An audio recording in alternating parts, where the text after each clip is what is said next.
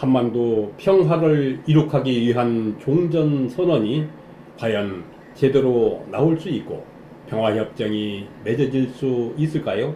오히려 한반도가 신냉전의 늪으로 빠져들고 있는 것은 아닐까요? 미국과 중국의 신냉전이 갈수록 심해지고 북한과 미국의 교차 관계도 풀릴 가능성이 보이지 않기 때문입니다. 여기는 스웨덴의 스톡홀름에 있는 북한 대사관입니다. 이곳 스웨덴에서 지난 2019년 10월 5일 북한과 미국의 실무회담이 열렸습니다. 결과는 다시 결렬이었습니다. 김명길 북한 대표는 성명을 통해 미국이 구태의연한 입장과 태도로 빈손으로 나왔기 때문에 결렬됐다며 북한의 핵과 미사일 동결 조치에 미국이 성의 있게 화답할 것을 촉구했습니다. 미국이 새로운 셈법, 계산법을 갖고 나오라는 것입니다. 이후 북한과 미국의 대화 중단은 장기적인 구조화 양상을 보이고 있습니다. 북한 핵 평화협정, 한반도 평화 문제는 왜 악순환하기만 하는 것일까요? 이곳 스웨덴 스톡홀름에서 열린 세계 코리아 포럼에서 북한 핵 한반도 평화 문제의 악순환에 대한 책임론이 집중적으로 거론됐습니다. 북한 책임론, 중국 책임론, 미국 책임론이었습니다. 북한 책임론의 골자는 반드시 핵 억지력을 갖겠다는 북한의 결의로서 북한 지도자들은 위세, 특히 미국의 침략에 맞설 억지력으로 핵무기가 필요하다고 믿는다는 것입니다.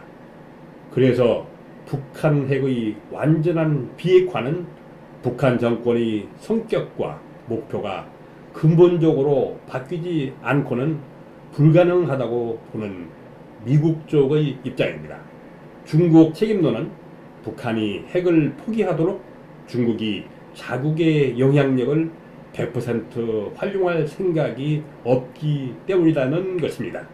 북한과 중국, 러시아는 미국의 북한에 대한 적대시 정책 때문에 미국이 북핵 합의를 일방적으로 파기한 것이라는 미국 책임론을 주장합니다. 미국은 패권 전략에 따라 한반도 비핵화와 평화라는 현상 변경을 바라지 않으며 전략적 인내라는 현상 유지 정책을 선호한다는 것입니다.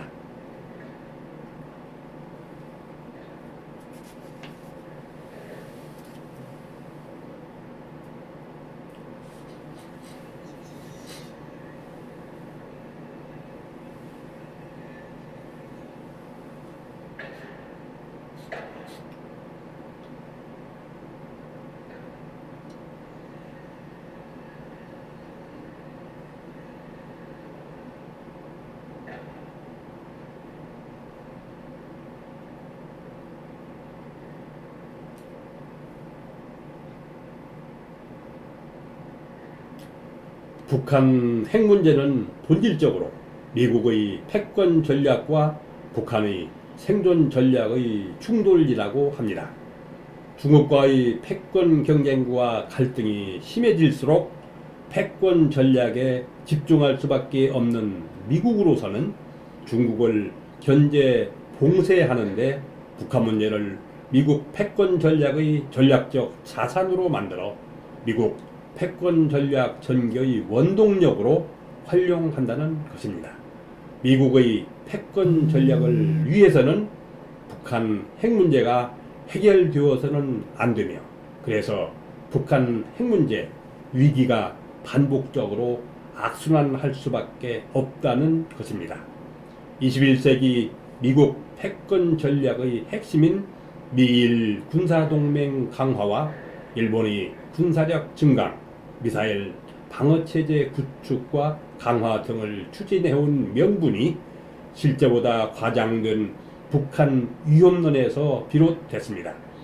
북한 위협이 해소된다면 미국 패권 안보 전략에 근본적인 차질이 생길 수밖에 없다고 미국은 생각하지 않을까요?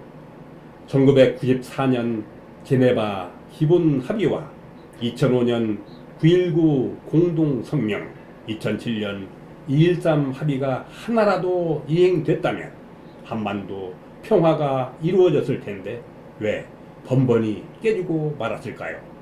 미국 입장에서는 이런 합의들이 한반도 비핵화, 평화라는 전략적 목표가 아니라 미국 패권 전략에 따른 북핵 관리를 위한 전술적 수단이었기 때문이라는 것입니다.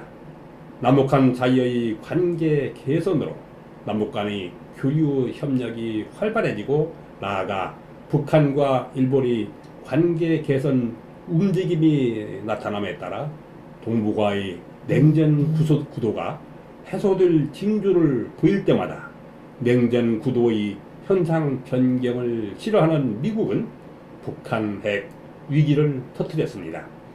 1992년 남북한 기본 합의서 체결로 남북 간 교류 협력의 물꼬가 터져 북한에서는 낮은 선봉 자유무역지대가 활기를 띄어가고 1990년 가네마루 신 전 일본 자민당 부총재를 단장으로 한 일본 대표단의 북한 방문을 계기로 북한과 일본의 수교 협상이 진행됐습니다. 미국의 개입으로 1993년 1차 북핵 위기가 터지자 남북한 기본 합의서는 휴지처럼 돼버리고 남북관계도 얼어붙었습니다. 북한과 일본 사이의 관계 개선 움직임도 사라졌습니다. 위기가 수습돼 북미 간 제네바 합의가 이행되면서 한반도 평화의 막바지 단계로 나아가려고 하자 미국은 북한이 동창리 지하동굴 핵개발 의혹, 우라늄 핵개발 의혹을 터뜨려 2002년 제2차 북핵 위기를 조성했습니다. 제2차 북핵 위기 국면에서 제네바 합의는 파탄나고 2000년 6.15 남북 공동선언 이후 경의선 동해선 남북 연결 착공식, 북한의 신의주 특별 행정구역 지정과 금강산 관광사업 등 활발해진 남북 간의 교류 협력도 중단되고 말았습니다. 2002년 9월 고이즈미 일본 총리의 북한 방문과 북일 정상회담 이후 북한과 일본의 정상화 노력도 물거품이 돼 버렸습니다. 중국의 적극적인 중재로 열린 육자 회담을 통해 이루어진 2005년 9.19 공동성명에서 북핵 폐기는 물론 한반도 평화체제와 동북아 안보협력기구 구성에 합의한 것은 근본적인 의미의 획기적인 성과였습니다. 미국은 북핵 폐기에 따른 한반도, 나아가 동북아 평화를 진정으로 바랐을까요? 미국은 합의가 진행 중인 9월 15일 북한의 위조 달러 유포서를 발표했습니다. 발표 내용은 중국 마카오 소재 중국계 은행인 방코델타 아시아를 통해서 북한이 위조 달러를 유포했다는 것입니다. 그러나 미국은 북한의 위조 지폐 제조에 대한 명확한 증거를 제시하지 못했습니다. 미국이 북한 규탄과 함께 북한에 대한 금융 제재를 가하자 북한은 근거 없는 모략이라면서 반발해 2006년 7월 대포동 2호 발사, 10월 제1차 핵실험을 단행해 북핵 위기 상황이 벌어졌습니다. 2007년 1월 30일 중국 베이징의 북한과 미국 대화에서 북한의 자금 유통에 아무런 문제가 없음이 확인돼 2.13 합의가 이루어졌습니다. 합의에 따른 북핵 폐기 절차는 북핵 폐쇄에서 핵불능, 북핵 폐기로 설정됐습니다. 합의 이후 북핵 문제는 순탄하게 진행됐습니다.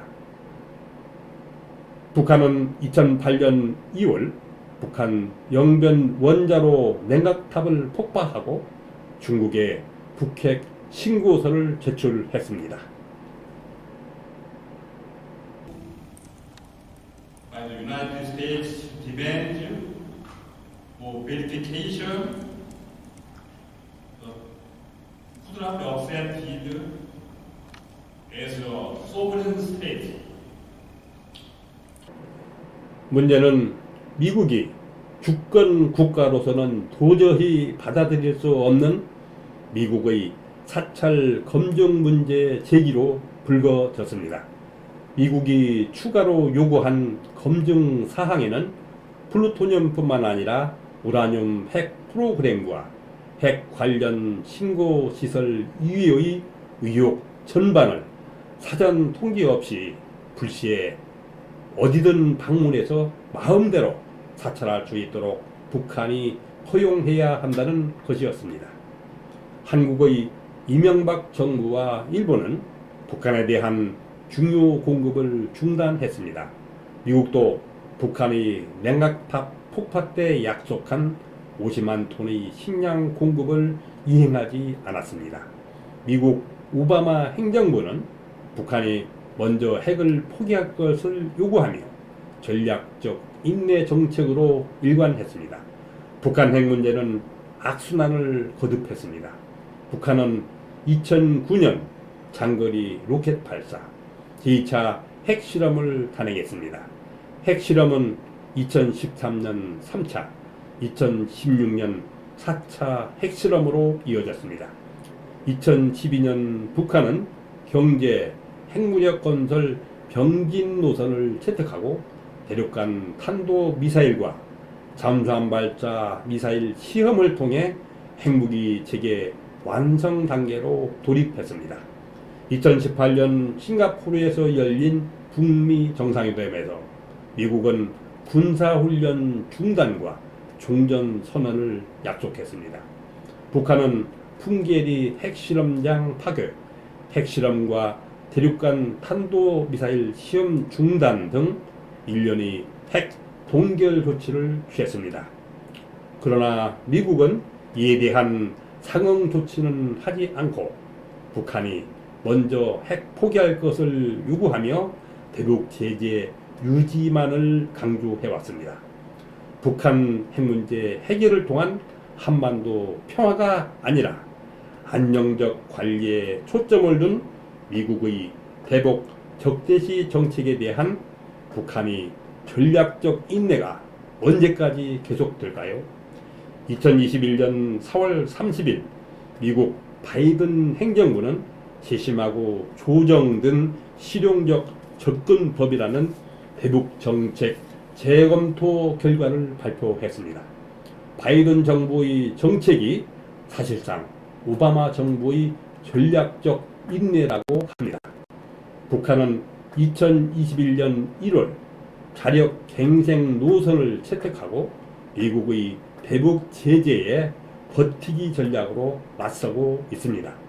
북한은 충분한 명분과 실리가 확보돼야만 외교 테이블에 나갈 수 있다는 완강한 입장입니다. 북한과 미국의 전략이 서로 맞부닥치면서 양국 관계의 교착 상황이 장기화되고 있습니다. 북핵 위기가 재발한다면 과거와 달리 관리 불가능한 재앙으로 번질 가능성이 적지 않습니다.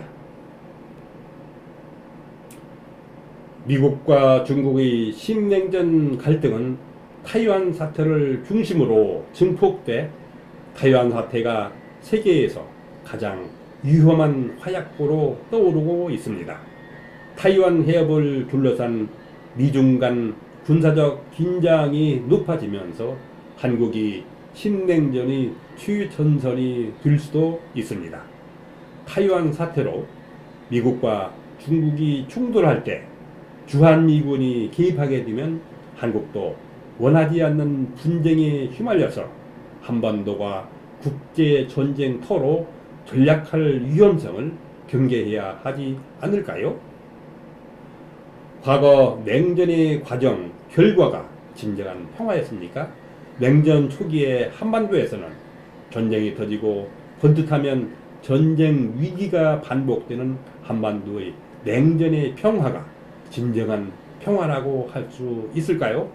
신냉전의 과정도 결과도 한반도의 진정한 평화를 기대하기 어렵습니다.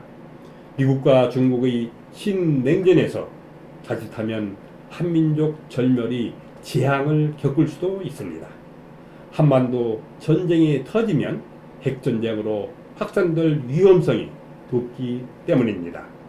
1955년 4월 인도네시아 반둥에 인도의 네루, 이집트 나세르, 중국 주언라이 등 아시아와 아프리카 29개국 지도자들이 모여 미국과 소련의 냉전 요구에 맞서서 비동맹 원칙을 선언했습니다.